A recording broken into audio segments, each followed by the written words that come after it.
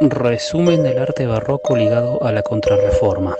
La Contrarreforma católica fue un fenómeno que se dio en el siglo XVI a partir del cisma luterano. Como se sabe, Lutero fue un monje alemán que estuvo en contra de los así llamados vicios católicos, o si se quiere de los vicios papales, es decir, Lutero veía que la institución de la Iglesia Católica Romana estaba llena de vicios y que él tenía el deber, si se quiere, autoproclamado como un salvador, valga la redundancia, de querer salvar la fe cristiana. Pero retomando con lo que tiene que ver con el arte, en este momento estamos hablando del arte barroco. Como se sabe, lo barroco es diverso. Hay diferentes desarrollos muy ligados a sus territorios y sobre todo, en este caso propiamente dicho, de la religión. Los así llamados estados católicos, que comprenden obviamente los estados pontificios en la costa italiana y los reinos de España, que si se quiere fue el baluarte de lo católico, ya que, como se sabe, España tuvo si se quiere, una reacción contra los reformistas o los protestantes, si se quiere llamarlos de algún nombre, y impuso toda una institución católica muy reaccionaria y conservadora hasta casi el siglo XX. Por otro lado, los movimientos reformistas en buena parte del siglo XVI pudieron calar hondo en varias partes de Europa. Estos cuestionaban a los católicos, a sus acciones y el dogma, sobre todo, produciendo una serie de rupturas, dando lugar a nuevas iglesias. La iglesia del siglo XV y principios del siglo XVI es muy terrenal, funcionando casi como un estado que es manejado por el Papa. Este, a su vez, tiene un ejército, un banco, casi como cualquier otro estado de la época. El Papa tiene mucha influencia en Europa y en sus alrededores. Muchos acusan a la institución papal de estar viciada, sobre todo en el proceso de la venta de indulgencias. El Papa León X estableció que es posible comprar indulgencias. Estas indulgencias son una compra que hace una persona para comprar el perdón, si se quiere, de sus pecados a través de una transacción económica, y esto genera una enorme corrupción. Supongamos un ejemplo práctico. Un rico comerciante de esa época, ya llegando a una edad madura y cercano a su muerte, quiere llegar al cielo en su cosmovisión, pero él sabe que tuvo una vida pecaminosa. ¿Qué hacen entonces? Le da a la iglesia cierta cantidad enorme de dinero para llegar al cielo. El Papa estipuló que se podrían comprar años en el cielo a cambio de dinero. Como se está pensando, es obviamente que se juega con la culpa de las personas. Es muy obvio que si a alguien le dicen, si usted da tanto dinero, va a tener el perdón de Dios y va a estar en la gracia del Señor y en el cielo para evitar el infierno. Es una inmoralidad por donde se lo mire. Pero retomando la cuestión que nos acontece aquí, la iglesia en el siglo XV logró recaudar enormes fortunas. Tan es así que se llegó a reformar la Capilla Sixtina. Por aquellas épocas, Martín Lutero publica sus 95 tesis contra las indulgencias, proponiendo, primero, cuestionar la autoridad del Papa y de los sacerdotes sobre los fieles. Lutero dice: la única fuente de la verdad religiosa es la Biblia. Además, cuestiona los sacramentos, matrimonio, bautismo, comunión, etc. Es decir, este tipo de ritos no tiene ninguna razón de ser, porque el camino de la fe es un camino personal y ético. Por estas tesis, estas ideas que Lutero plantea contra la iglesia, logra una gran cantidad de seguidores. Si bien es difícil saber qué pensaba Lutero, él le dijo a la gente lo que estaba pensando, lo que quería escuchar, si se quiere, y no se animaba a decirlo públicamente. Esto fue en 1519. Para los años posteriores, inmediatamente, Lutero fue perseguido, pero como se dijo, al tener varios seguidores fueron una situación un poco complicada, ya que había seguidores de mucho poder que lo ayudaron contra la persecución de la Iglesia Católica, y a su vez que esto avivó, si se quiere, una de las más nefastas situaciones que vivió Europa. También hay que tener en cuenta las cuestiones políticas. Como se dijo, la figura del Papa tenía mucho peso político y muchos reinos lejanos a Roma veían muy mal que si se quiere, que un rey extranjero, que en este caso era un papa, tuviera peso político en sus decisiones. Es decir, el papa católico tenía peso sobre franceses católicos, ingleses católicos, españoles, portugueses, etcétera, y que muchas veces sus palabras pesaban más que los reyes de cada territorio. Esto conllevó a que muchos reinos usaran como excusa la rebelión, si se quiere, de Lutero para imponer una iglesia nacional. Por ejemplo, y el caso más famoso es Enrique VIII en Inglaterra. También tenemos que hablar, si se quiere, de los más extremistas, porque también hay que tener en cuenta que siempre en las revoluciones, en este caso religiosas, siempre hay extremistas posteriores que quieren llevar la cosa a un nivel nuevo, a una cosa mucho más revolucionaria. En este caso, Calvino tomó las ideas de Lutero, pero las llevó a un nivel de fanatismo un poco preocupante, si se quiere. Plantea la doctrina de la predestinación, es decir, el fiel se salva por su fe, por su creencia y no por sus actos,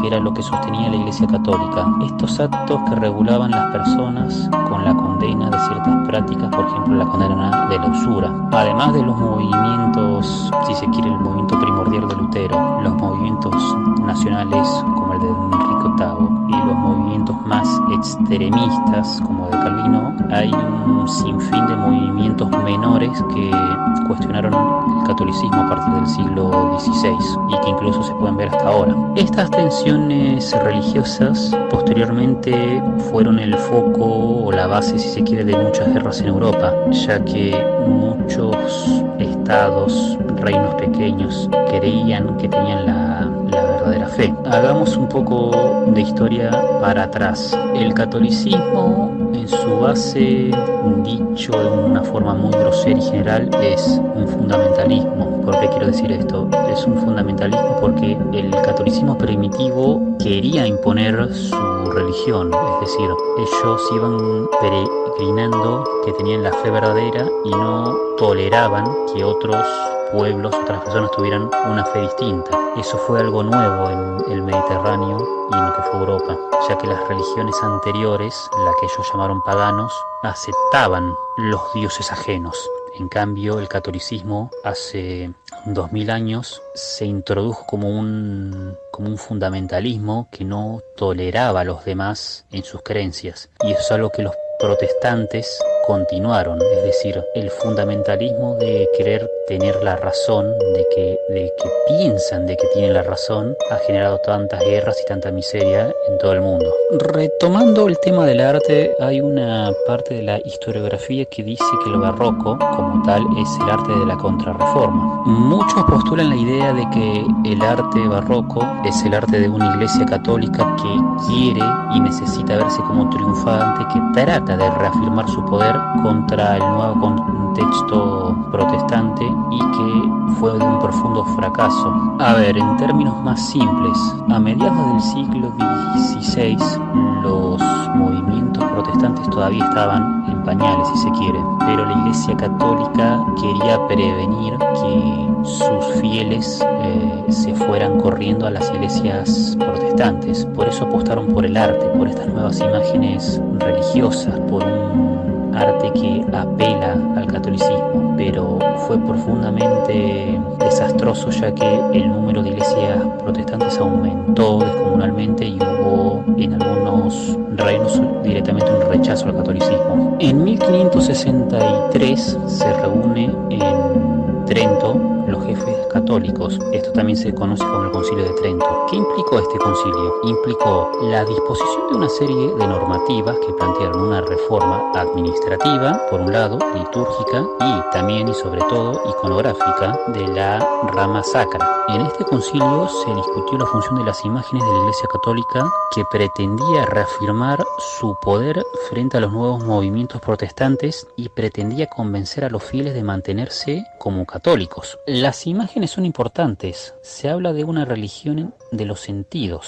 cuando se habla del arte barroco de la Contrarreforma. Este va a ser un vehículo para que el fiel pueda llegar al misterio de la fe, apelando a sus sentidos. Además, ya se venían produciendo un proceso de secularización y de una mentalidad cuantitativa. Esto se debe a los avances científicos que paulatinamente van cambiando el pensamiento. Todo esto estaba provocando una tensión, porque por un lado, si la mentalidad cualitativa era más racional, más terrenal y que contradecía por una cosa lógica a la religión, y la religión se estaba imponiendo como la verdad absoluta, existía obviamente una tensión. El intento de la Iglesia Católica por apelar a los sentidos a través del arte va a ser una característica muy llamativa del barroco. Algo que tener en cuenta es la retórica de la persuasión, es decir, a las imágenes se les encomienda el hecho de persuadir a los espectadores acerca de la verdad religiosa. Al igual de lo que pasaba en el barroco francés y español, la imagen intenta convencer de la verdad que quiere transmitir.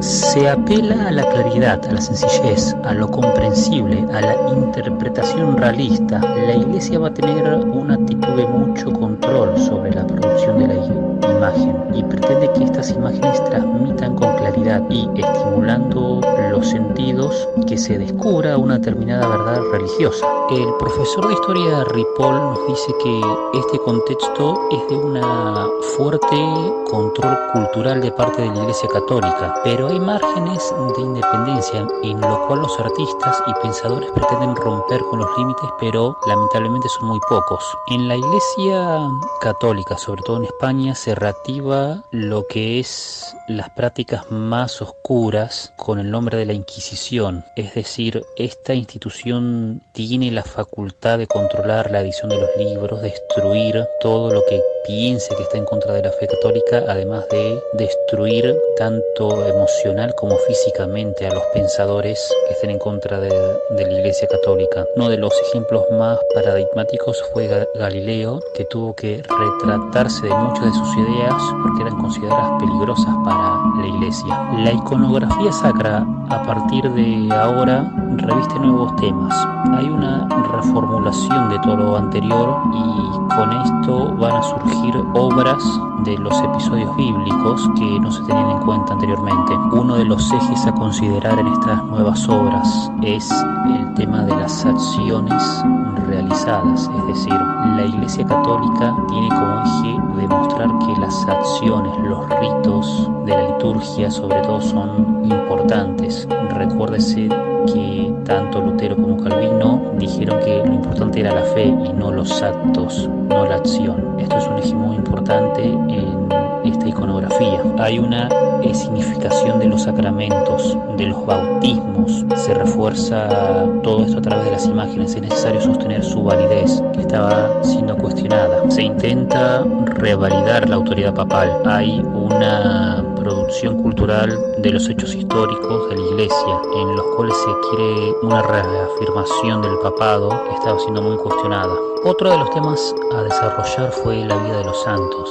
Se eligen determinados momentos, los milagros, las éxtasis, la canonización, los martirios. Estos momentos de la vida de los santos muestran dos hechos muy importantes para la religión. Por un lado, la humanización de las figuras del cristianismo, que si bien ya estaba sucediendo desde el gótico, con el barroco se va a aumentar esto. Y por otro lado, la imagen de los santos sirve como vector para mostrar la diversidad, que si bien se centra en Dios y Jesús, también hay una diversidad de religión muy rica en esto. Por otro lado, los momentos elegidos, los milagros, la canonización, el éxtasis, todos estos momentos tienen que ver con el contacto de lo divino. Es decir, cómo estos santos, antes de ser santos, eran humanos que tuvieron un contacto con lo divino y les cambió la vida para siempre. Rupert Martin nos habla de la comunión mística de lo divino. Ese vínculo entre lo real y lo sobrenatural es un punto importantísimo en el barroco, es decir, dibujar y expresar un momento en el cual un hombre o una mujer entra en contacto con algo divino, algo sobrenatural, algo fuera de este mundo y que que pueda ser el medio por el cual los espectadores cambien su cosmovisión. La vida de los santos va a ser el medio para transmitir la experiencia religiosa que tiene que ver con esta comunión mística personal y, si se quiere, irracional. También hay que tener en cuenta los ciclos monásticos. Son series de obras que decoran los monasterios y que tienen que ver con algo muy específico de esa orden, es decir, se producen escenas de Cristo para la ornamentación de la iglesia misma. Estos ciclos tienen imágenes que serán vectores de un programa iconográfico bien delimitado y controlado a partir de la iglesia, con muchos criterios eclesiásticos y muy bien controlados por la misma jerarquía. También surgen nuevas devociones.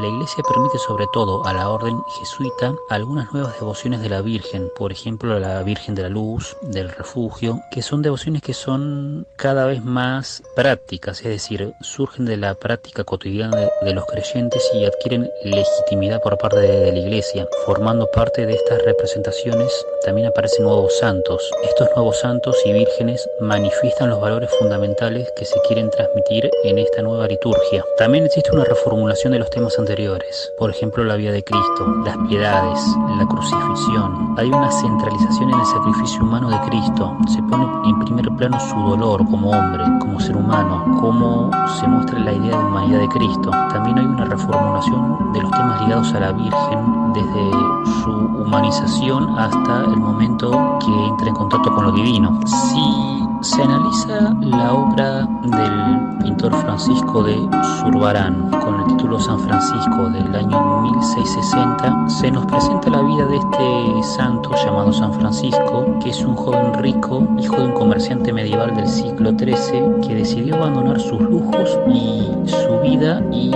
un tiempo después asumir votos de pobreza. Funda 3 órdenes religiosas y es canonizado en el mismo ciclo en que muere, es decir, en el siglo XIII es canonizado al poco tiempo de su muerte. Se lo representa en un momento de oración. El pintor Zurbarán pone un gesto facial que se lo puede asociar con una comunicación con lo divino, es decir, su gesto parece como si estuviera en un estado de trance, en algo que está como más allá de la realidad, pero que está en un estado de complacencia, de felicidad. Se puede retomar esta idea de comunión con lo místico. En la pintura se lo ve tocando una calavera, es un sentido alegórico de su propio martirio. Este sentido alegórico es algo característico del barroco. Si se lo analiza desde lo formal, se trabaja con un naturalismo muy preciso. Es una imagen muy verosímil, es decir, se puede individualizar al personaje que está apareciendo,